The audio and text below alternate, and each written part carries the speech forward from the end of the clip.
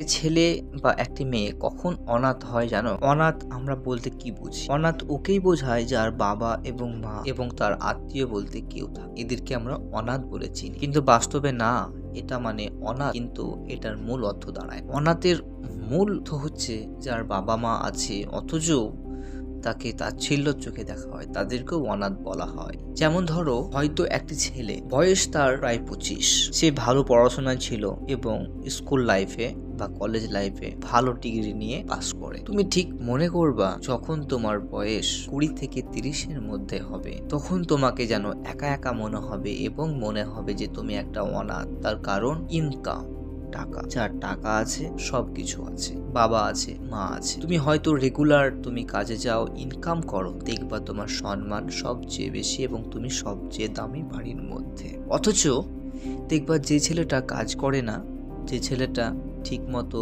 কিছু করে না, সে দেখবা যেন তাচ্ছিল্যময় হয়ে পড়ে আছে বাড়ির এক কোণে। কারণ সে কোনো ইনকাম করে না। সে হয়তো আগে ভালো পড়াশোনা ছিল এবং ভালো ব্যবহার তার, কিন্তু মূল হচ্ছে ওর একটাই, সে ইনকাম করে না।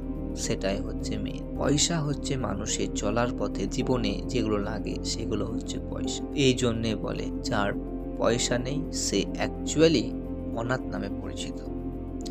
অনাথ আমরা ওদেরকেই বলি যাদের মান সম্মান সব রয়ে আছে শুধু টাকার পেছনে। একেই বাস্তব জীবনে অনাথ নামে পরিচিত।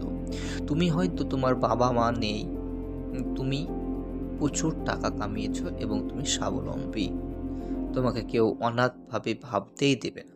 কিন্তু অথচ তুমি কোনো ইনকাম করো না, আর তোমার বাবা মা ভাই বোন চাচা চাচি সবাই রয়েছে, তাও তুমি অনাথ। তার কারণ তোমার কোনো ইনকাম নাই।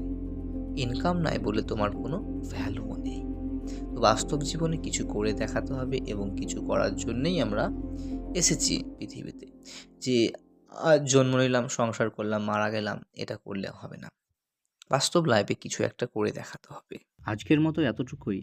আবার দেখা হচ্ছে অন্য একটি ভিডিওতে। যদি ভিডিওটি ভালো লাগে একটি লাইক করবেন এবং কমেন্ট করে জানাবেন কেমন লাগলো এবং সাবস্ক্রাইব করে আমাদের পাশে থাকবেন। ধন্যবাদ।